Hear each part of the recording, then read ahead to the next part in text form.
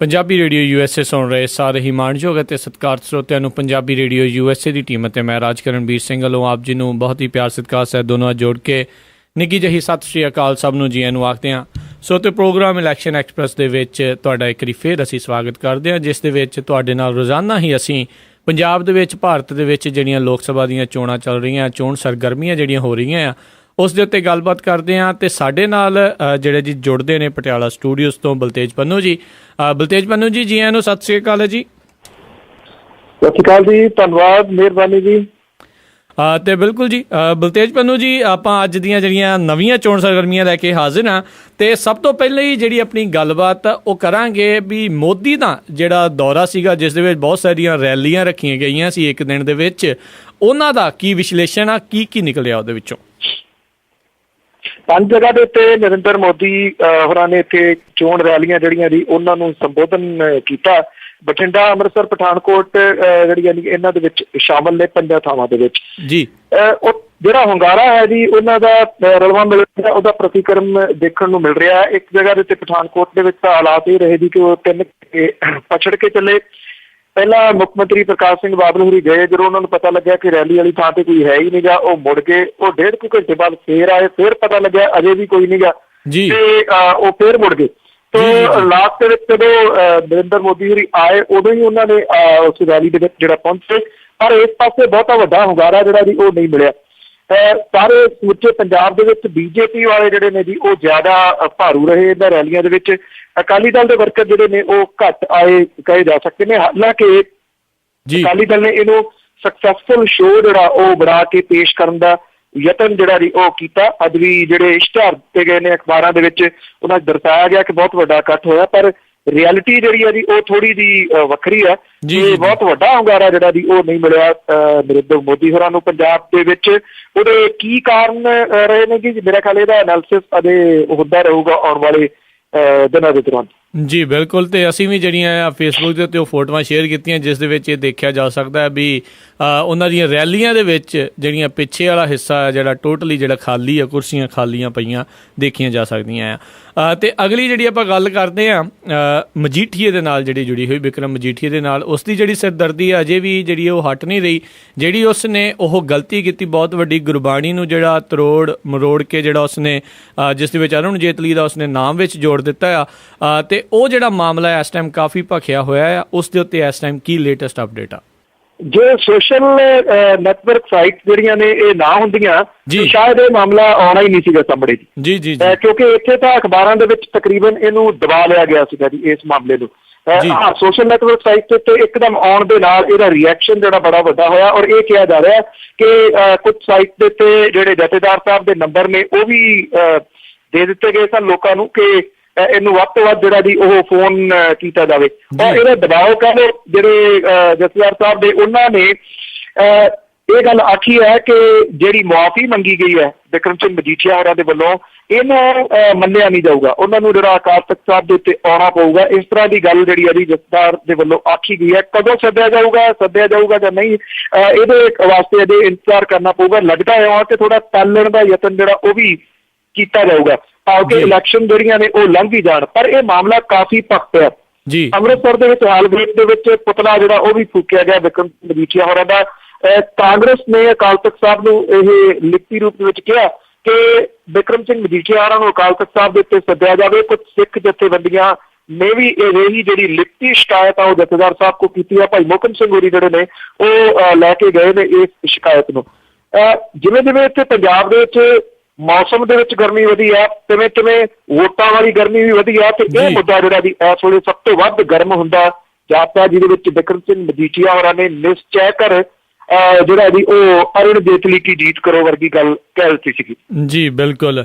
ਅਤੇ ਬਾਹਰ ਵੀ ਜਿਹੜੀਆਂ ਸਿੱਖ ਸੰਗਤਾਂ ਦੇ ਵਿੱਚ ਉਹ ਕਾਫੀ ਜਿਹੜਾ ਇਸ ਚੀਜ਼ ਦਾ ਜਿਹੜਾ ਰੋਸ ਆ ਉਹ ਦੇਖਿਆ ਗਿਆ। ਅਤੇ ਕਾਫੀ ਕਾਲਾਂ ਵੀ ਜਿੱਦਾਂ ਤੁਸੀਂ ਦੱਸਿਆ ਜਥੇਦਾਰ ਹੋਣਾ ਨੂੰ ਗਈਆਂ ਆ। ਅਤੇ ਇਹ ਹੁਣ ਆਉਣ ਵਾਲਾ ਸਮਾਂ ਦੱਸੇਗਾ ਵੀ ਕੀ ਇਸ ਨੂੰ ਠੰਡੇ ਬਸਤੇ 'ਚ ਪਾਇਆ ਜਾਂਦਾ ਜਾਂ ਵਾਕਿਆ ਇਸ ਦੇ ਉੱਤੇ ਕੋਈ ਕਾਰਵਾਈ ਹੁੰਦੀ ਆ ਜਾਂ ਨਹੀਂ। ਅਗਲੀ ਜਿਹੜੀ ਆਪਾਂ ਗੱਲ ਕਰਦੇ ਹਾਂ, ਜਿਹੜੀਆਂ ਸ਼੍ਰੋਮਣੀ ਅਕਾਲੀ ਦਲ ਅਤੇ BJP ਦਾ ਜਿਹੜਾ ਗੱਠਜੋੜ ਆ, ਉਹਨਾਂ ਦੀ ਜਿਹੜੀ ਸਿਰਦਰਦੀਆਂ ਉਹ ਲਗਾਤਾਰ ਵੱਧਦੀਆਂ ਜਾ ਰਹੀਆਂ ਆ। ਅਤੇ ਇਸੇ ਹੀ ਸਿਰਦਰਦੀ ਦਾ ਸ਼ਿਕਾਰ ਜਿਹੜੇ ਆ ਇਆਲੀ ਹੁਣੀ ਨਜ਼ਰ ਆ ਰਹੇ ਆ, ਬਹੁਤ ਜ਼ਿਆਦਾ ਪਰੇਸ਼ਾਨ ਨੇ। ਕੀ ਕਾਰਨ ਆ? ਇਸ ਵੇਲੇ ਜਿਹੜਾ ਸਭ ਤੋਂ ਜ਼ਿਆਦਾ ਪਰੇਸ਼ਾਨ ਹੈ ਜੀ ਉਮੀਦਵਾਰ ਉਹ ਮਨਪ੍ਰੀਤ ਸਿੰਘ ਇਆਲੀ ਹੁਰੀ ਹੀ ਨੇ ਜੀ, ਕਿਉਂਕਿ ਜਦੋਂ ਮਨਪ੍ਰੀਤ ਸਿੰਘ ਇਆਲੀ ਹੋਰਾਂ ਨੂੰ ਲਿਆਂਦਾ ਗਿਆ ਸੀਗਾ ਜੀ ਇੱਥੇ, ਤੇ ਉਹਨਾਂ ਨੂੰ ਲੱਗਿਆ ਸੀਗਾ ਕਿ ਇਹ ਤਾਂ ਬਹੁਤ ਵੱਡੀ ਉਹਨਾਂ ਨੇ ਅਚੀਵਮੈਂਟ ਜਿਹੜੀ ਉਹਨਾਂ ਦੀ ਉਹ ਕਰ ਲਈ ਜੀ ਜੀ, ਔਰ ਹੁਣ ਜਿਹੜਾ ਉਹ ਲੱਗ ਰਿਹਾ ਕਿ ਉਹ ਤਾਂ ਇਹ ਮਾਮਲੇ ਦੇ ਵਿੱਚ ਫਸ ਗਏ। ਚੰਗੀ ਭਲੀ ਉਹਨਾਂ ਦੇ ਕੋਲੇ MLA ਦੀ ਜਿਹੜੀ ਪੋਸਟ ਹੈਗੀ ਸੀਗੀ, ਉਹਨਾਂ ਦੀ ਬਹੁਤੀ ਟੇਕ ਜਿਹੜੀ ਸੀ ਨਾ ਉਹ ਸਿੱਖ ਵੋਟਾਂ ਦੇ ਉੱਤੇ ਸੀਗੀ। ਜੀ ਜੀ, ਸਿੱਖ ਵੋਟਾਂ ਜਿਹੜੀਆਂ ਨੇ ਉਹ ਵੰਡੀਆਂ ਜਾ ਰਹੀਆਂ ਨੇ। ਜਿਹੜੇ ਬੈਂਸ ਭਰਾ ਨੇ ਉਹਨਾਂ ਦੇ ਵਿੱਚ ਵੱਡੀ ਜਿਹੜਾ ਖੋਰਾ ਜੀ ਉਹ ਅਕਾਲੀ ਦਲ ਦੀਆਂ ਵੋਟਾਂ ਨੂੰ ਲਾ ਰਹੇ ਨੇ। ਜਿਹੜੇ ਦੂਸਰੇ ਸਿੱਖਾਂ ਦੀਆਂ ਵੋਟਾਂ ਦੇ ਉੱਤੇ ਵੱਡਾ ਖੋਰਾ ਲਾ ਰਹੇ ਨੇ ਉਹ ਫੂਲਕਾ ਸਾਹਿਬ ਨੇ। ਮਨਪ੍ਰੀਤ ਇਆਲੀ ਜਿਹੜਾ ਜੀ ਉਹ ਲੱਗਦਾ ਹੀ ਨਹੀਂ ਹੈ ਕਿ ਕਿਸੇ ਲੜਾਈ ਦੇ ਵਿੱਚ ਹੈ। ਰਵਨੀਤ ਸਿੰਘ ਬਿੱਟੂ ਜਿਹੜਾ ਜੀ ਉਹ ਵੀ ਥੋੜੇ ਤੁਸੀਂ ਜਾਣਦੇ ਹੋ ਕਿ ਉਹ ਲੜਾਈ ਦੇ ਵਿੱਚ ਮੁਕੰਮਲ ਰੂਪ ਦੇ ਵਿੱਚ ਹੈਗਾ, ਮੁੱਢਲੀ ਕਤਾਰ ਦੇ ਵਿੱਚ ਹੈ, ਪਰ ਮਨਪ੍ਰੀਤ ਸਿੰਘ ਇਆਲੀ ਹੋਰੀ ਜਿਹੜੇ ਨਾ ਉਹ ਰੜਕ ਨਹੀਂ ਰਹੇ ਬਹੁਤੇ ਥਾਵਾਂ ਦੇ ਉੱਤੇ। ਇਹ ਕਿਹਾ ਜਾ ਰਿਹਾ ਕਿ ਉਹ ਤਾਂ ਬੜੇ ਪਰੇਸ਼ਾਨ ਇਸ ਵੇਲੇ ਨਜ਼ਰ ਆ ਰਹੇ ਨੇ ਕਿ ਇਹ ਬਣਿਆ ਤਾਂ ਕੀ ਬਣਿਆ। ਪਾਰਟੀ ਜਿਹੜੀ ਹੈ ਜੀ ਉਹ ਬਾਕੀ ਥਾਵਾਂ ਦੇ ਉੱਤੇ ਫਸੀ ਹੋਈ ਹੈ, ਖਾਸ ਤੌਰ ਦੇ ਉੱਤੇ ਬਠਿੰਡਾ ਤੇ ਅੰਮ੍ਰਿਤਸਰ, ਤੇ ਉਹ ਵੀ ਜ਼ਿਆਦਾ ਮਦਦ ਜਿਹੜੀ ਆ ਮਨਪ੍ਰੀਤ ਸਿੰਘ ਇਆਲੀ ਹੋਰਾਂ ਦੀ ਨਹੀਂ ਕਰ ਪਾ ਰਹੀ। ਬਾਦਲ ਪਰਿਵਾਰ ਜਿਹੜਾ ਜੀ ਉਹ ਘਿਰਿਆ ਹੈ ਬਠਿੰਡੇ ਦੇ ਵਿੱਚ, ਤੇ ਇਸ ਪੱਖੋਂ ਵੀ ਥੋੜਾ ਜਿਹਾ ਆਪਣੇ ਆਪ ਨੂੰ ਅਨਸੇਫ ਮਹਿਸੂਸ ਕਰਕੇ ਚੱਲ ਰਹੇ ਨੇ ਜੀ ਮਨਪ੍ਰੀਤ ਸਿੰਘ ਇਆਲੀ ਹੋਰੀ।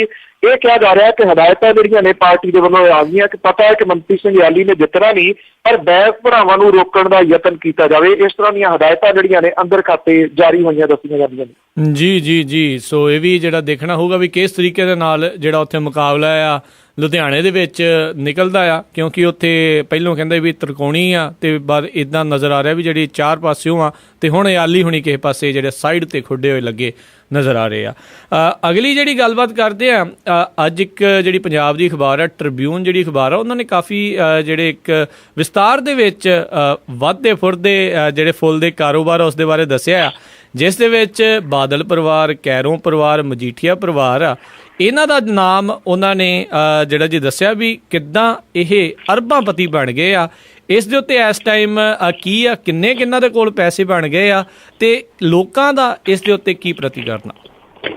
ਬੜੀ ਜ਼ਰੂਰਤ ਵਾਲੀ ਜਿਹੜੀ ਇਹ ਰਿਪੋਰਟਿੰਗ ਜਿਹੜੀ ਹੈ ਜੀ, ਹਾਲਾਂਕਿ ਇਹ ਪਤਾ ਲੱਗਿਆ ਜੀ ਕਿ ਇਹ ਕਿਸ਼ਤਵਾਰ ਜਿਹੜੀ ਆ ਉਹ ਰਿਪੋਰਟਿੰਗ ਹੋਣੀ ਆ। ਜੀ ਜੀ, ਤੋਂ ਇਹਦੇ ਵਿੱਚ ਇਹ ਦੱਸਿਆ ਗਿਆ ਕਿ ਬਾਦਲ, ਕੈਰੋਂ ਤੇ ਮਜੀਠੀਆ ਪਰਿਵਾਰ ਜਿਹੜਾ ਹੈ ਜੀ ਉਹ ਕਿਵੇਂ ਲੱਖਾਂ ਤੋਂ ਤੁਰ ਕੇ ਕਰੋੜਾਂ ਤੇ ਕਰੋੜਾਂ ਤੋਂ ਅੱਗੇ ਤੁਰ ਕੇ ਜਿਹੜਾ ਦੀ ਅਰਬਾਂ ਦੇ ਵਿੱਚ ਪਹੁੰਚ ਗਿਆ। ਜੀ ਜੀ, ਇਸ ਵੇਲੇ ਤਕਰੀਬਨ ਸਾਰੇ ਜਗ੍ਹਾ ਦੇ ਉੱਤੇ ਕਬਜ਼ਾ ਇਸ ਪਰਿਵਾਰ ਦਾ ਹੈ। Orbit resort major share holder Sukhbir Singh Badal ਹੋਰੀ ਨੇ। ਮੈਟਰੋ ਇਕੋ ਗ੍ਰੀਨ ਹੈ ਜੀ, ਇਹ ਹੋਟਲ ਬਣਾਉਂਦੀ ਆ, 5 ਸਟਾਰ ਹੋਟਲ ਬਣਾਉਂਦੀ ਆ, ਔਰ ਇਹਨਾਂ ਦੇ ਵੱਲੋਂ ਚੰਡੀਗੜ੍ਹ ਦੇ ਵਿੱਚ ਇੱਕ ਹੋਟਲ ਬਣਾਇਆ ਜਾ ਰਿਹਾ। ਇਹਦੀ ਪਰਮਿਸ਼ਨ ਸਿੱਧੀ ਮਿਲ ਹੀ ਜਾਣੀ ਸੀ ਕਿਉਂਕਿ ਮਹਿਕਮਾ ਹੀ ਸੁਖਬੀਰ ਸਿੰਘ ਬਾਦਲ ਹੋਰਾਂ ਦੇ ਕੋਲੇ ਆ। ਜੀ ਜੀ, ਡੱਬੇ ਵਾਲੀ ਟਰਾਂਸਪੋਰਟ ਹੈ, ਉਹਦੇ ਵਿੱਚ ਤਕਰੀਬਨ 100% ਦੇ ਸ਼ੇਅਰ ਨੇ। ਆਰਬਿਟ ਐਵੀਏਸ਼ਨ ਹੈ, ਉਹਦੇ ਵਿੱਚ 5000 ਜਿਹੜੇ ਉਹ ਸ਼ੇਅਰ ਨੇ। ਗੁਰਬਾਜ ਮੀਡੀਆ ਪ੍ਰਾਈਵੇਟ ਲਿਮਟਿਡ ਹੈ, ਨੈਕਸਟ ਮੀਡੀਆ ਪ੍ਰਾਈਵੇਟ ਲਿਮਟਿਡ ਹੈ, ਪ੍ਰਾਈਵੇਟ ਬੱਸ ਖੇਤਰ ਦੇ ਵਿੱਚ ਅਦਾਰੇਦਾਰੀ ਹੈ। ਕਈ ਜਿਹੜੀਆਂ ਕੰਪਨੀਆਂ ਨੇ ਇਸ ਵੇਲੇ ਬੱਸਾਂ ਦੀਆਂ ਇਹਨਾਂ ਦੀਆਂ ਚੱਲ ਰਹੀਆਂ ਨੇ, ਜਿਹਦੇ ਵਿੱਚ ਆਰਬਿਟ ਵਾਲੀ ਸ਼ਾਮਲ ਹੈ, ਜਿਹਦੇ ਵਿੱਚ ਹੁਣ ਇੰਡੋ ਕੈਨੇਡੀਅਨ ਜਿਹੜੀ ਬੱਸ ਸਰਵਿਸ ਹੈ ਜਿਹੜੀ ਦਿੱਲੀ ਏਅਰਪੋਰਟ ਨੂੰ ਚੱਲਦੀ ਹੈ, ਇਹ ਵੀ ਇਹਦੇ ਵਿੱਚ ਜਿਹੜੀਆਂ ਸ਼ਾਮਲ ਹੈ। ਤਾਜ ਟਰੈਵਲਸ ਲਿਮਟਿਡ ਸ਼ਾਮਲ ਹੈ, ਡੱਬ ਵਾਲੀ ਟਰਾਂਸਪੋਰਟ ਜਿਹੜੀ ਹੈ ਜੀ ਇਹਦੇ ਵਿੱਚ ਸ਼ਾਮਲ ਹੈ।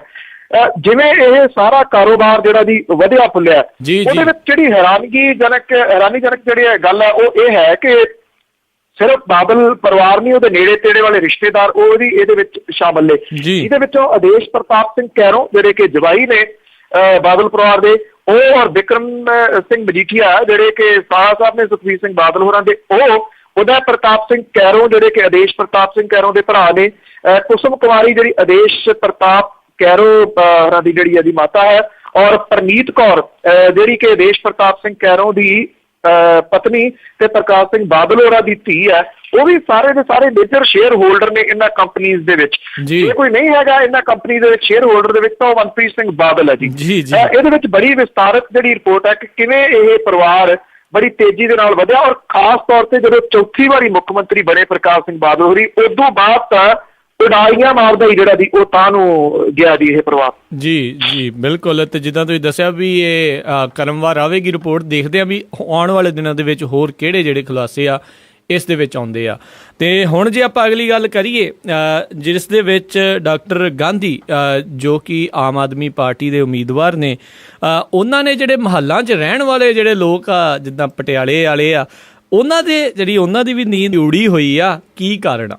ਇਸ ਵੇਲੇ ਜਿੱਥੇ ਨੀਂਦ ਉੱਡਣ ਵਾਲੀ ਗੱਲ ਹੈ ਜੀ, ਉਹਨਾਂ ਸੀਟਾਂ ਦੇ ਵਿੱਚੋਂ ਇੱਕ ਸੀਟ ਜਿਹੜੀ ਉਹ ਪਟਿਆਲੇ ਵਾਲੀ ਫਿਰਦੀ ਹੈ। ਇੱਕ ਤਾਂ ਇਹ ਇੱਥੇ 3 ਕੋਣੀ ਟੱਕਰ ਜਿਹੜੀ ਹੈ ਜੀ, ਇਹਨਾਂ ਕੋਣਾਂ ਦੇ ਵਿੱਚ ਪ੍ਰਨੀਤ ਕੌਰ, ਡਾਕਟਰ ਗਾਂਧੀ ਤੇ ਦੀਪਿੰਦਰ ਸਿੰਘ ਢਿੱਲੋਂ ਜਿਹੜੇ ਉਹ ਕਹੇ ਜਾ ਸਕਦੇ ਨੇ। ਦੀਪਿੰਦਰ ਸਿੰਘ ਢਿੱਲੋਂ ਹੋਰਾਂ ਦੀ ਟੇਕ ਇਸ ਗੱਲ ਦੇ ਉੱਤੇ ਲੱਗੀ ਹੋਈ ਹੈ ਕਿ ਜੇ ਡਾਕਟਰ ਧਰਮਵੀਰ ਗਾਂਧੀ ਜ਼ਿਆਦਾ ਨੁਕਸਾਨ ਕਾਂਗਰਸ ਦੀਆਂ ਵੋਟਾਂ ਦਾ ਕਰਦੇ ਨੇ ਤੇ ਉਹਨਾਂ ਦੀ ਇਹ ਜਿਹੜੀ ਸੀਟ ਹੈ ਨਿਕਲ ਸਕਦੀ ਹੈ। ਪਰ ਉਹਨਾਂ ਦੀ ਜਿਹੜੀ ਇਹ ਕੈਲਕੂਲੇਸ਼ਨ ਹੈ ਇਹ ਬੜੀ ਅਜੀਬੋ ਗਰੀਬ ਜੀ ਹੈ। ਮੈਂ ਇੱਕ ਦਿਨ ਮਿਸਾਲ ਵੀ ਦਿੱਤੀ ਸੀ ਕਿ ਕਈ ਵਾਰੀ ਭਾਰਤੀ ਕ੍ਰਿਕਟ ਟੀਮ ਦੀ ਇਹੋ ਜਿਹੀ ਹਾਲਤ ਹੋ ਜਾਂਦੀ ਹੈ, ਫਿਰ ਬਹਿ ਕੇ ਸੋਚਦੇ ਨੇ ਜੇ ਅਫਗਾਨਿਸਤਾਨ ਬੰਗਲਾਦੇਸ਼ ਨੂੰ ਇੰਨੇ ਦੌੜਾਂ ਦੇ ਨਾਲ ਹਰਾ ਦੇ ਤੇ ਫਿਰ ਅਸੀਂ ਸੈਮੀਫਾਈਨਲ 'ਚ ਪਹੁੰਚ ਸਕਦੇ ਹਾਂ। ਜੀ ਜੀ ਇਹੋ ਜਿਹੀਆਂ ਕਿਆਸ ਲਾਈਆਂ ਐਵੇਂ ਬੱਚਿਆਂ ਵਾਲੀਆਂ ਹੀ ਹੁੰਦੀਆਂ ਨੇ।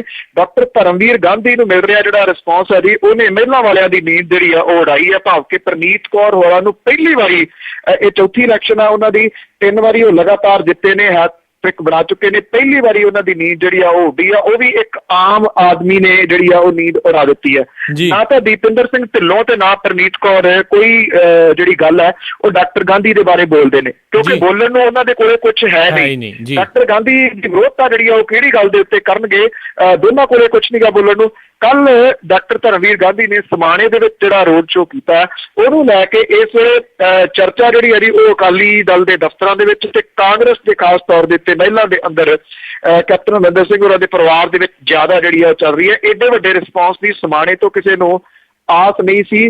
ਸਮਾਣਾ ਉਹ ਹਲਕਾ ਹੈ ਜਿੱਥੋਂ ਕਿ ਸੁਰਜੀਤ ਸਿੰਘ ਰੱਖੜਾ ਹੋਰੀ ਜਿਹੜੇ ਉਹ MLA ਨੇ ਤੇ ਸੁਰਜੀਤ ਸਿੰਘ ਰੱਖੜਾ ਹੋਰੀ ਹਲਕਾ ਇੰਚਾਰਜ ਬਣਾਏ ਹੋਏ ਨੇ। ਸਾਰੀ ਡਿਊਟੀ ਉਹਨਾਂ ਨੂੰ ਦੀਪਿੰਦਰ ਸਿੰਘ ਢਿੱਲੋਂ ਹੋਰਾਂ ਦੀ ਦਿੱਤੀ ਹੋਈ ਹੈ। ਲੱਗਦਾ ਇਹ ਆ ਕਿ ਜੇ ਸਮਾਣੇ ਦੇ ਵਿੱਚੋਂ ਡਾਕਟਰ ਗਾਂਧੀ ਜਿਹੜਾ ਉਹ ਜਿੱਤ ਜਾਣਗੇ ਤਾਂ ਫਿਰ ਸੁਰਜੀਤ ਸਿੰਘ ਰੱਖੜਾ ਹੋਰਾਂ ਦੀ ਸਿਆਸੀ ਬਲੀ ਦੀ ਤਿਆਰੀ ਵੀ ਹੋ ਸਕਦੀ ਹੈ ਜੀ। ਸੋ ਇਸ ਕਰਕੇ ਦੋਵੇਂ ਪਾਰਟੀਆਂ ਦੇ ਵਿੱਚ ਸਭ ਤੋਂ ਵੱਡਾ ਫਿਕਰ ਜਿਹੜਾ ਜੀ ਇਸ ਵੇਲੇ ਬਣਿਆ ਹੋਇਆ ਡਾਕਟਰ ਗਾਂਧੀ ਨੂੰ ਲੈ ਕੇ। ਜੀ ਜੀ ਤੇ ਬਿਲਕੁਲ ਤੁਸੀਂ ਵਿੱਚ ਤ੍ਰਿਕੋਣੀ ਗੱਲ ਦੀ ਗੱਲ ਕੀਤੀ ਹੈ ਵੀ ਤ੍ਰਿਕੋਣੀਆਂ ਇਸ ਟਾਈਮ ਜਿਹੜੀਆਂ ਸੀਟਾਂ ਨਜ਼ਰ ਆ ਰਹੀਆਂ ਮੁਕਾਬਲੇ ਤਾਂ ਜ਼ਰੂਰ ਦੱਸੋ ਵੀ ਇਸ ਟਾਈਮ ਕਿਹੜੀਆਂ ਉਹ ਸੀਟਾਂ ਜਿੱਥੇ ਵਾਕਿਆ ਹੀ ਤ੍ਰਿਕੋਣਾ ਮੁਕਾਬਲਾ ਹੈ। 8 ਸੀਟਾਂ ਨੇ ਜੀ ਇਸ ਵੇਲੇ ਪੰਜਾਬ ਦੀਆਂ। ਆਪਾਂ ਕੱਲ ਵੀ ਗੱਲ ਕੀਤੀ ਸੀ ਕਿ ਪਲ ਪਲ ਜਿਹੜੀ ਸਥਿਤੀ ਆ ਉਹ ਬਦਲ ਰਹੀ ਹੈ, ਡੇ ਬਾਈ ਡੇ ਜਿਹੜੀ ਸਥਿਤੀ ਆ ਉਹ ਬਦਲ ਰਹੀ ਆ। ਵੱਡੇ ਲੀਡਰਾਂ ਦੀਆਂ ਫੇਰੀਆਂ ਪੰਜਾਬ ਵੱਲ ਨੂੰ ਹੁਣ ਤੁਰੀਆਂ ਨੇ। ਅੱਜ ਬੀਬੀ ਸੋਨੀਆ ਗਾਂਧੀ ਹੋਰਾਂ ਨੇ ਇੱਥੇ ਬਰਨਾਲੇ ਦੇ ਵਿੱਚ ਰੈਲੀ ਕਰਨ ਆਉਣਾ। ਭਲਕੇ ਰਾਹੁਲ ਗਾਂਧੀ ਜਿਹੜੇ ਨੇ ਮਾਫ ਕਰਨਾ ਜੀ 28 ਤਰੀਕ ਨੂੰ ਇੱਥੇ ਆਪਣੀ ਲਾਸਟ ਜਿਹੜੀ ਰੈਲੀ ਹੈ ਜੀ ਉਹ ਕਰਨ ਦੇ ਵਾਸਤੇ ਆਉਣਗੇ। ਭਾਵੇਂ 28 ਤਰੀਕ ਸ਼ਾਮ ਨੂੰ ਜਿਹੜਾ ਚੋਣ ਪ੍ਰਚਾਰ ਖੁੱਲ੍ਹਾ ਹੈ ਉਹ ਬੰਦ ਹੋ ਜਾਣਾ ਜੀ। ਇਸ ਵੇਲੇ ਜਿਹੜੀਆਂ 8 ਸੀਟਾਂ ਨੇ, ਇੱਕ ਤਾਂ ਪਹਿਲੇ ਨੰਬਰ ਦੇ ਉੱਤੇ ਜਿਹੜੀ ਸੰਗਰੂਰ ਵਾਲੀ ਸੀਟ ਹੈ ਉਹ ਆਉਂਦੀ ਹੈ ਜੀ, ਜਿੱਥੇ ਕਿ ਇਸ ਵੇਲੇ ਵੱਡੀ ਤਿਕੋਣੀ ਲੜਾਈ ਦਾ ਸਾਹਮਣਾ ਕਰਨਾ ਪੈ ਰਿਹਾ ਹੈ। ਪਟਿਆਲੇ ਵਾਲੀ ਜਿਹੜੀ ਹੈ ਜੀ ਦੂਸਰੀ ਸੀਟ ਹੈ ਔਰ ਜਿਹੜੀ ਤੀਸਰੀ ਸੀਟ ਹੈ ਉਹ ਲੁਧਿਆਣੇ ਵਾਲੀ ਹੈ। ਬੇਸ਼ੱਕ ਉੱਥੇ 4 ਕੋਣੀ ਮੁਕਾਬਲਾ ਪਰ ਅਸਲ ਮੁਕਾਬਲਾ 3 ਕੋਣੀ ਹੈ। ਚੌਥੀ ਜਿਹੜੀ ਕੋਣ ਸੀਗੀ ਉਹ ਕਾਫੀ ਤੇਜ਼ੀ ਦੇ ਨਾਲ ਪਛੜਦੀ ਜਿਹੜੀ ਹੈ ਜੀ ਉਹ ਨਜ਼ਰ ਆ ਰਹੀ ਹੈ। ਜਿਹੜਾ ਅਨੰਦਪੁਰ ਸਾਹਿਬ ਵਾਲੀ ਸੀਟ ਹੈ ਜੀ, ਉੱਥੇ ਜਿਹੜੇ ਹਿੰਮਤ ਸਿੰਘ ਸ਼ੇਰਗਿੱਲ ਨੇ ਉਹਨਾਂ ਨੇ ਲੜਾਈ ਕਾਫੀ ਜਿਹੜੀ ਹੈ ਜੀ ਉਹ ਭਖਾਤੀ ਹੈ। ਇੱਥੇ ਵੀ ਹੁਣ 3 ਕੋਣਾ ਮੁਕਾਬਲਾ ਜਿਹੜਾ ਜੀ ਉਹ ਸਿੱਧੇ ਰੂਪ ਦੇ ਵਿੱਚ ਨਜ਼ਰ ਆ ਰਿਹਾ ਹੈ। ਗੁਰਦਾਸਪੁਰ ਵਾਲੀ ਅਗਲੀ ਸੀਟ ਹੈ ਜਿੱਥੇ ਸੁੱਚਾ ਸਿੰਘ ਛੋਟੇਪੁਰ ਹੋਰਾਂ ਨੇ ਹੈਰਾਨੀਜਨਕ ਤਰੀਕੇ ਦੇ ਨਾਲ ਬੜੀ ਤੇਜ਼ੀ ਦੇ ਨਾਲ ਉਹਨਾਂ ਦਾ ਗ੍ਰਾਫ ਜਿਹੜਾ ਜੀ ਇਸ ਸੀਟ ਤੋਂ ਵਧਿਆ, ਜਿੱਥੇ ਕਿ ਪ੍ਰਤਾਪ ਸਿੰਘ ਬਾਜਵਾ ਹੋਰਾਂ ਨੂੰ ਇਸ ਵੇਲੇ ਫਿਕਰ ਬਣਿਆ ਹੋਇਆ। ਇਹ ਕਿਹਾ ਜਾਂਦਾ ਕਿ ਕਾਂਗਰਸ ਦੀ ਜਿਹੜੀ ਅੰਦਰੂਨੀ ਲੜਾਈ ਆ ਉਹਦਾ ਫਾਇਦਾ ਸੁੱਚਾ ਸਿੰਘ ਛੋਟੇਪੁਰ ਹੋਰੀ ਚੁੱਕ ਸਕਦੇ ਨੇ। ਪ੍ਰਤਾਪ ਸਿੰਘ ਬਾਜਵਾ ਹੋਰਾਂ ਨੇ ਕਪਤਾਨ ਨੂੰ ਲਿਆ ਕੇ ਫਸਾਇਆ ਸੀ, ਇਸ ਵੇਲੇ ਉਹ ਆਪ ਹੀ ਜਿਹੜੇ ਨੇ ਉਹ ਫਸਦੇ ਨਜ਼ਰ ਆਉਂਦੇ ਨੇ। ਫਰੀਦਕੋਟ ਵਾਲੀ ਅਗਲੀ ਸੀਟ ਆ ਜੀ, ਜਿੱਥੇ ਬੀਬੀ ਪਰਮਜੀਤ ਕੌਰ ਗੁਲਸ਼ਨ ਜਿਹੜੇ ਨੇ ਉਹਨਾਂ ਨੂੰ ਇਸ ਵੇਲੇ ਭਾਰੀ ਵਿਰੋਧ ਦਾ ਸਾਹਮਣਾ ਕਰਨਾ ਪੈ ਰਿਹਾ ਤੇ ਇਹਦਾ ਸਿੱਧਾ ਫਾਇਦਾ ਜਿਹੜਾ ਇੱਥੇ ਪ੍ਰੋਫੈਸਰ ਸਾਧੂ ਸਿੰਘ ਹੋਰੀ ਜਿਹੜੇ ਨੇ ਉਹ ਚੁੱਕ ਰਹੇ ਨੇ ਇਸ ਜਗ੍ਹਾ ਤੋਂ ਜੀ। ਔਰ ਇਹ ਉਹ ਸੀਟ ਆ ਜੀ ਜਿਹੜੀ ਪਿਛਲੇ ਦਿਨਾਂ ਦੇ ਵਿੱਚ ਬੜੀ ਤੇਜ਼ੀ ਦੇ ਨਾਲ ਜਿੱਥੇ ਦੀ ਉਲਟ ਫੇਰ ਜਿਹੜੇ ਨੇ ਉਹ ਹੁੰਦੇ ਨਜ਼ਰ ਆ ਰਹੇ ਜਿਹੜੇ ਉਹ ਕਹੇ ਜਾ ਸਕਦੇ ਨੇ। ਡਾਕਟਰ ਦਲਜੀਤ ਸਿੰਘ ਹੋਰੀ ਬੇਸ਼ੱਕ ਬਹੁਤ ਜ਼ਿਆਦਾ ਨਹੀਂ ਰੜਕ ਰਹੇ 2 ਵੱਡੇ ਸਥਾਨਾਂ ਦੀ ਭੇਡ ਦੇ ਵਿੱਚ, ਕੈਪਟਨ ਅਮਰਿੰਦਰ ਸਿੰਘ ਤੇ ਅਰੁਣ ਜੇਤਲੀ ਵਾਲੇ ਚੱਕਰ 'ਚ, ਪਰ ਹੁਣ ਜਿਹੜਾ ਜੀ ਇਹ ਕਿਹਾ ਜਾ ਰਿਹਾ ਕਿ ਜੇ ਇਸ ਵੇਲੇ ਕਪਤਾਨ ਹੋਰਾਂ ਦੀ ਜਿੱਤ ਦੇ ਵਿੱਚ ਕੋਈ ਵੱਡਾ ਅੜਿੱਕਾ ਬਣ ਰਿਹਾ ਤਾਂ ਉਹ ਡਾਕਟਰ ਸਾਹਿਬ ਨੇ ਜਿਹੜੇ ਕਿ ਅੰਮ੍ਰਿਤਸਰ ਤੋਂ ਅੱਖਾਂ ਦੇ ਸਪੈਸ਼ਲਿਸਟ ਨੇ, ਉਹਨਾਂ ਨੂੰ ਅਥਾਹ ਸਪੋਰਟ ਜਿਹੜੀ ਹੈ ਜੀ ਉਹ ਮਿਲ ਰਹੀ ਹੈ। ਸ਼ਹਿਰ ਦੇ ਵਿੱਚੋਂ ਵੀ ਬਾਹਰੋਂ ਵੀ ਯੂਥ ਦੀ ਜਿਹੜੀ ਹੈ ਜੀ ਉਹ ਖਾਸ ਤੌਰ ਦੇ ਉੱਤੇ ਇਸ ਜਗ੍ਹਾ ਤੋਂ ਉਹਨਾਂ ਨੂੰ ਸਪੋਰਟ ਜਿਹੜੀ ਹੈ ਜੀ ਉਹ ਮਿਲ ਰਹੀ ਹੈ। ਇਹ ਉਹ ਸੀਟਾਂ ਨੇ ਜੀ ਜਿੱਥੇ ਕਿ ਇਸ ਵੇਲੇ ਤੁਸੀਂ ਇਹ ਕਹਿ ਸਕਦੇ ਹੋ ਕਿ 3 ਕੋਣੀ ਚੱਕਰ ਜਿਹੜੀ ਹੈ ਜੀ 3 ਕੋਣੀ ਬਣੀ ਹੋਈ ਹੈ। ਤੇ ਲਾਸਟ ਸੀਟ ਦਾ ਜ਼ਿਕਰ ਜਿਹੜਾ ਉਹ ਮੈਂ ਜ਼ਰੂਰ ਕਰੂੰਗਾ ਜੀ, ਉਹ ਹੈ ਖਡੂਰ ਸਾਹਿਬ ਵਾਲੀ। ਭਾਈ ਬਲਦੀਪ ਸਿੰਘ ਹੋਰਾਂ ਨੂੰ ਇੱਥੋਂ ਦਿੱਤੀ ਗਈ ਸੀ ਟਿਕਟ, ਤਾਂ ਉਦੋਂ ਸਮਝਿਆ ਗਿਆ ਸੀਗਾ ਕਿ ਸ਼ਾਇਦ ਉਹ ਨਵੇਂ ਨੇ, ਉਹਨਾਂ ਨੂੰ ਕੁਛ ਨਹੀਂ ਮਿਲਣਾ। ਪਰ ਹੁਣ ਜਿਸ ਕਿਸਮ ਦਾ ਉਹਨਾਂ ਦੇ ਕਾਫਲੇ ਦੇ ਵਿੱਚ ਪਿਛਲੇ 3-4 ਦਿਨ ਤੋਂ ਵਾਧਾ ਹੋਇਆ, ਜਦੋਂ ਉਹ ਕਾਫਲਾ ਨਿਕਲਦਾ ਤੇ ਕਈਆਂ ਦੇ ਮੂੰਹ ਦੇ ਵਿੱਚ ਉਂਗਲਾਂ ਜਿਹੜੀਆਂ ਪੈ ਜਾਂਦੀਆਂ ਨੇ। ਪੰਥਕ ਹਲਕਾ ਜਿਹੜਾ ਗਿਣਿਆ ਜਾਂਦਾ। ਮੈਂ ਕਈ ਵਾਰੀ ਜ਼ਿਕਰ ਕੀਤਾ ਕਿ ਇੱਕੋ ਇੱਕ ਹਲਕਾ ਜਿਹਦੇ ਵਿੱਚ ਮਾਝਾ, ਦੁਆਬਾ ਤੇ ਮਾਲਵਾ ਤਿੰਨੇ ਖੇਤਰ ਜਿਹੜੇ ਉਹ ਸ਼ਾਮਲ ਨੇ, ਉਹਨਾਂ ਨੂੰ ਵੀ ਚੰਗਾ ਹੁੰਗਾਰਾ ਜਿਹੜਾ ਜੀ ਉਹ ਮਿਲ ਰਿਹਾ। 3 ਕੋਣੀ ਟੱਕਰ ਜਿਹੜੀ ਹੈ ਜੀ ਉਹ ਖਡੂਰ ਸਾਹਿਬ ਤੋਂ ਵੀ ਬਣ ਗਈ। ਜੀ ਸੋ ਇਹ ਆਉਣ ਵਾਲੀਆਂ 30 ਤਰੀਕ ਵਾਲੀਆਂ ਜਿਹੜੀਆਂ ਚੋਣਾਂ ਆ ਉਹ ਦੱਸਣਗੀਆਂ ਵੀ ਕੀ ਵਾਕਿਆ ਹੀ ਇਹ ਮੁਕਾਬਲੇ ਜਿਹੜੇ ਇੱਦਾਂ ਸਿੱਧ ਹੁੰਦੇ ਆ ਜਾਂ ਨਹੀਂ। ਸੋ ਉਮੀਦ ਜਿਹੜੀ ਹੈ ਲੋਕਾਂ ਨੂੰ ਬਦਲਦੀ ਕਾਫੀ ਜਿਹੜੀ ਇਸ ਟਾਈਮ ਲੱਗ ਰਹੀ ਹੈ। ਬਾਹਰ ਬੈਠੇ ਖਾਸ ਕਰਕੇ ਜਿਹੜੇ ਪੰਜਾਬੀ ਜਿਹੜੇ ਚਿੰਤਾ 'ਚ ਨੇ ਪੰਜਾਬ ਦੇ ਲਈ, ਉਹਨਾਂ ਨੂੰ ਕਾਫੀ ਇਸ ਚੀਜ਼ ਤੋਂ ਉਮੀਦ ਆ। ਅਗਲੀ ਗੱਲ ਕਰਦੇ ਹਾਂ ਬਹੁਜਨ ਸਮਾਜ ਪਾਰਟੀ ਦੀ, ਵੀ ਉਹਨਾਂ ਨੇ ਜਿਹੜਾ ਆਮ ਆਦਮੀ ਪਾਰਟੀ ਆ ਉਸ ਨੂੰ ਜਿਹੜਾ ਆਪਣੇ ਨਿਸ਼ਾਨੇ ਤੇ ਲਿਆ ਆ। ਕੁਛ ਜਿਹੜੇ ਇਦਾਂ ਦੇ ਬਿਆਨ ਜਿਹੜੇ ਉਹਨਾਂ ਦੇ ਵੱਲੋਂ ਆਏ ਆ, ਕੀ ਬਿਆਨ ਆਏ ਆ ਤੇ ਕਿਹਨਾਂ ਨੇ ਕੀ ਕਿਹਾ? ਇਸ ਵੇਲੇ ਜਿਹੜੇ ਇਹਨਾਂ ਦੀ ਵੋਟ ਬੈਂਕ ਨੂੰ ਦੇਖ ਕੇ ਬਿਆਨ ਬਦਲੇ ਜਾਂਦੇ ਨੇ। ਜਿਹੜੀ ਬਹੁਜਨ ਸਮਾਜ ਪਾਰਟੀ ਆ, ਦੇਖਿਆ ਜਾਵੇ ਤਾਂ ਉਹ ਤਕਰੀਬਨ ਹਾਸ਼ੀਏ ਵੱਲ ਨੂੰ ਚੱਲ ਰਹੀ ਹੈ ਪੰਜਾਬ ਦੇ ਵਿੱਚ। ਜੀ ਪੰਜਾਬ ਦੇ ਵਿੱਚ ਅਕਾਲੀ ਦਲ ਹੈ ਜੀ, ਉਹ ਇਹਦੀ ਪਿੱਠ ਦੇ ਉੱਤੇ ਅਕਸਰ ਖੜਾ ਰਹਿੰਦਾ ਤੇ ਉਹ ਇਸ ਕਰਕੇ ਵੀ ਉਹਨੂੰ ਪਤਾ ਹੈ ਕਿ ਜੇ ਬਹੁਜਨ ਸਮਾਜ ਪਾਰਟੀ ਜਿਹੜੀ ਆ ਉਹ ਵੋਟਾਂ ਲੈਂਦੀ ਹੈ ਤੇ ਉਹ ਕਾਂਗਰਸ ਦੀਆਂ ਵੋਟਾਂ ਤੋੜੂਗੀ। ਇਹਦਾ ਫਾਇਦਾ ਜਿਹੜਾ ਜੀ ਉਹ ਅਕਾਲੀ ਦਲ ਚੁੱਕ ਸਕਦਾ ਹੈ। KS ਮੱਖਣ ਹੋਰੀ ਇਹਦੀ ਵੱਡੀ ਮਿਸਾਲ ਕਹੇ ਜਾ ਸਕਦੇ ਨੇ, ਜਿਨ੍ਹਾਂ ਨੂੰ ਅਕਾਲੀ ਦਲ ਨੇ ਇਸ ਪਾਰਟੀ ਦੇ ਵਿੱਚ ਵਾੜਿਆ ਤੇ ਅਨੰਦਪੁਰ ਸਾਹਿਬ ਤੋਂ ਉਮੀਦਵਾਰ ਜਿਹੜਾ ਜੀ ਉਹ ਬਣਵਾਇਆ।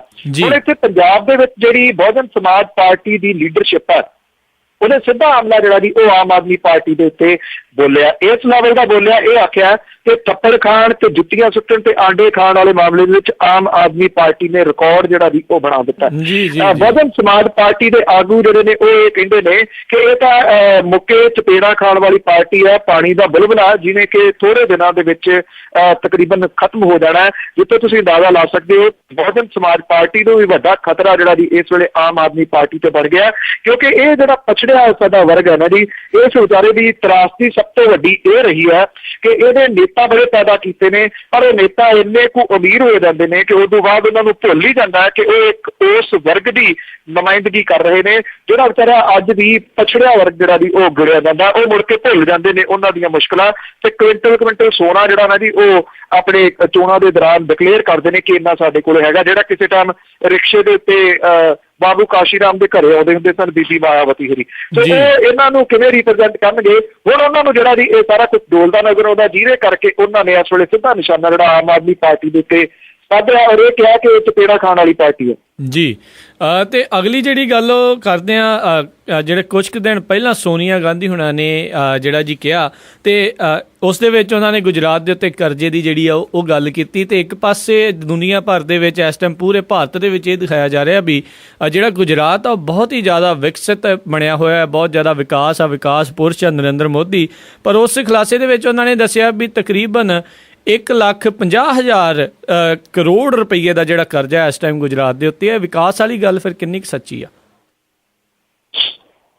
ਜੀ ਇਹ ਮਸਲਾ ਐਕਚੁਅਲੀ ਦੇਖਿਆ ਜਾਵੇ ਤਾਂ ਜਿੱਦਣ ਦੇ ਅਰਵਿੰਦ ਕੇਜਰੀਵਾਲ ਨੇ ਫੇਰੀ ਮਾਰੀ ਹੈ ਜੀ ਗੁਜਰਾਤ ਦੀ, ਉਸ ਤੋਂ ਬਾਅਦ ਗੁਜਰਾਤ ਦਾ ਮਾਡਲ ਵਿਕਾਸ ਜਿਹੜਾ ਸੀ ਉਹ ਗਾਇਬ ਹੋ ਗਿਆ। ਜੀ ਉਹਦਾ ਜ਼ਿਕਰ ਜਿਹੜਾ ਜੀ ਉਹ ਹੋਣਾ ਬੰਦ ਹੋ ਗਿਆ।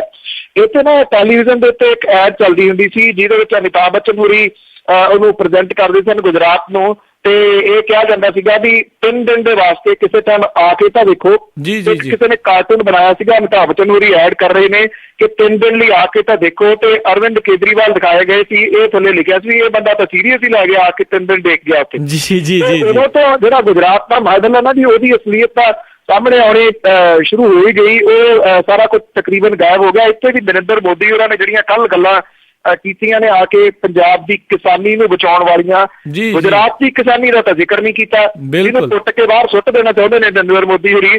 ਪਿਛਲੀ ਵਾਰੀ ਉਹ ਵਾਅਦਾ ਕਰ ਗਏ ਸਨ ਕਿ ਉਹਨਾਂ ਨੂੰ ਕੁਝ ਨਹੀਂ ਹੋਊਗਾ, ਇਸ ਵਾਰੀ ਉਹਨਾਂ ਨੇ ਉਸ ਵਾਅਦੇ ਦੀ ਕੋਈ ਗੱਲ ਨਹੀਂ ਕੀਤੀ। ਉਹਨਾਂ ਨੇ ਅਕਾਲੀ ਦਲ ਦੀ ਸਟੇਜ ਤੋਂ ਇਹ ਵੀ ਗੱਲ ਕੀਤੀ ਕਿ ਮੈਂ ਪ੍ਰਧਾਨ ਮੰਤਰੀ ਬਣ ਗਿਆ ਤਾਂ ਪਾਕਿਸਤਾਨ ਤੋਂ ਹੁੰਦੀ ਨਸ਼ਿਆਂ ਦੀ ਤਸਕਰੀ ਜਿਹੜੀ ਆ ਉਹ ਰੋਕ ਦਊਂਗਾ, ਪਰ ਉਹਨਾਂ ਨੇ ਇਹ ਨਹੀਂ ਦੱਸਿਆ ਕਿ ਜਿਹੜੇ ਨਸ਼ੇ ਪੰਜਾਬ 'ਚ ਹੀ ਬਣ ਰਹੇ ਨੇ ਸਿੰਥੈਟਿਕ ਡਰੱਗ, ਉਹਦਾ ਕੀ ਕੀਤਾ ਜਾਊਗਾ। ਇੱਕ ਦੂਜੀ ਗੱਲ, ਜਿਹੜਾ ਅਕਾਲੀ ਦਲ ਦਾ ਮੈਨੀਫੈਸਟੋ ਉਹਦੇ ਵਿੱਚ ਤਾਂ ਨਸ਼ਿਆਂ ਦਾ ਕੋਈ ਜ਼ਿਕਰ ਹੀ ਨਹੀਂ ਗਾ ਕਿ ਪੰਜਾਬ ਦੇ ਵਿੱਚ ਕੋਈ ਨਸ਼ੇ ਵੀ ਜਿਹੜੇ ਆ ਉਹ ਚੱਲਦੇ ਆ। ਬੀਬੀ ਸੋਨੀਆ ਗਾਂਧੀ ਨੇ ਜਿਹੜੀ ਗੱਲ ਉਭਾਰੀ ਹੈ ਗੁਜਰਾਤ ਦੇ ਕਰਜ਼ੇ ਵਾਲੀ ਉਹ ਦ੍ਰਿਸ਼ਟ ਹੈ ਕਾਫੀ ਹੱਦ ਤੱਕ। ਹੁਣ ਤੁਸੀਂ ਦੇਖਿਆ ਹੋਣਾ ਕਿ ਜਿਹੜੇ ਸਮੀਕਰਨ ਨੇ ਉਹ ਬੜੇ ਅਜੀਬੋ-ਗਰੀਬ ਤਰੀਕੇ ਦੇ ਨਾਲ ਬਦਲ ਰਹੇ ਨੇ। ਪੰਜਾਬ ਦੇ ਵਿੱਚ ਵਿਕਾਸ ਦਾ ਰੌਲਾ ਪਾਇਆ ਜਾਂਦਾ ਸੀ, ਵਿਕਾਸ ਦੇ ਰੌਲੇ ਤੋਂ ਚੋਣਾਂ ਸ਼ੁਰੂ ਹੋਈਆਂ ਸੀ, ਹੁਣ ਵਿਕਾਸ ਦਾ ਮੁੱਦਾ ਹੀ ਗਾਇਬ ਹੈ। ਹੁਣ ਤਾਂ ਮੁੱਦਾ ਹੈ ਮੋਦੀ ਮੁੱਦਾ ਮੋਦੀ ਹੈ। ਮੋਦੀ ਦੇ ਨਾਂ ਦੇ ਉੱਤੇ ਵੋਟਾਂ ਜਿਹੜੀਆਂ ਨੇ ਉਹ ਮੰਗੀਆਂ ਜਾ ਰਹੀਆਂ ਨੇ। ਜੇ ਪੰਜਾਬ ਦੇ ਵਿੱਚ ਵਿਕਾਸ ਹੋਇਆ ਤਾਂ ਫਿਰ ਉਹਦੇ ਨਾਂ ਦੇ ਉੱਤੇ ਵੋਟਾਂ ਮੰਗਣੀਆਂ ਬੰਦ ਕਿਉਂ ਕਰ ਦਿੱਤੀਆਂ? ਜੇ ਗੁਜਰਾਤ ਦਾ ਮਾਡਲ ਏਡਾ ਜਿਹੜਾ ਸ਼ਾਨਦਾਰ ਸੀਗਾ ਤੇ ਹੁਣ ਉਹ ਪਿਛਲੇ ਦਿਨਾਂ ਤੋਂ ਗਾਇਬ ਕਿਉਂ ਹੋ ਗਿਆ ਨਰਿੰਦਰ ਮੋਦੀ ਹੋਰਾਂ ਦੀਆਂ ਸਟੇਟਮੈਂਟ 'ਚ?